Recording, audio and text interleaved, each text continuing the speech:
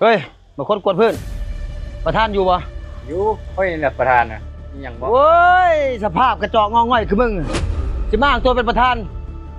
ย้ำนี้เดี๋ยวเรียกข้าง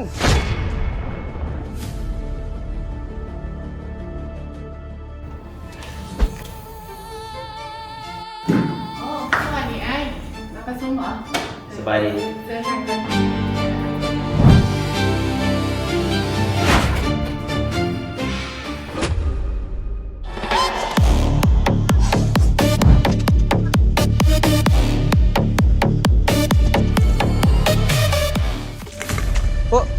โอ้ยปัดจะได้เนาะ